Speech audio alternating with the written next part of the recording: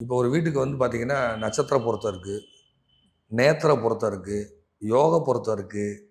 எப்படி ஒரு கட்டத்தில வந்து இந்த நேத்திரம், ஜீவன், இந்த வீட்டுக்கு ஜீவன் இருக்கா? வீட்டுக்கு உயிர் இருக்கா? இந்த வீட்டுக்கு நேத்திரம், இந்த வீட்டுக்கு நேத்திரம்னா கண்ணு, இந்த வீட்டுக்கு கண் இருக்கா?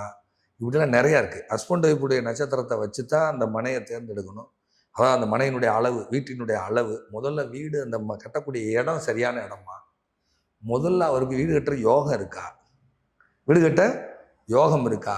இதெல்லாம் பார்த்துட்டு அவங்களுக்கு டிசைட் பண்ணி, அதுக்கப்புறம் அவங்க வீடு கட்டலாம். வீடு கட்டினா பேர் வைக்கலாமா? கூடாதா? வீட்ல என்னென்ன செய்யலாம்? என்னென்ன செய்யக்கூடாது? இத்தனையும் பார்த்து அவங்களுக்கான குழி பொருத்தம்னு ஒண்ணு இருக்கு. ம். வாஸ்து தான் எல்லாருக்கும் தெரியும். குழி பொருத்தம் வந்து யானை மனை, கழுத மனை, நாய் மனை, கருடை மனை, சிங்கம் மனை, சிங்கம் மனை, இப்படி நிறைய மனைகள் இருக்கு. அந்த அளவுகள்ல கட்டும் பொழுது, ஒரு வீட்டுக்கான பலன் 80 வருஷம், 60 வருஷம், 100 வருஷம், 30 வருஷம்னு ஒரு ஆயுள் பலம்னு ஒண்ணு இருக்கு. அதுக்கு மேல யாரும் அங்க குடியிருந்தா நல்லா இருக்காது. ஸோ இதெல்லாம் பார்த்து தான் அந்த காலத்துல அரண்மனைகள்லாம் அவங்க கட்டியிருக்காங்க. அப்படி தப்பா கட்டப்பட்ட அரண்மனைகள்லாம் சிதிலமாயிருக்கு, சிதைஞ்சு போயிருக்கு. இத ஆல்ரெடி இவங்க பிளான் பண்ணி, ஆல்ரெடி பிரபஞ்சம் ஃபிக்ஸ் பண்ணத தான் அவங்க செய்றாங்க முதல்ல.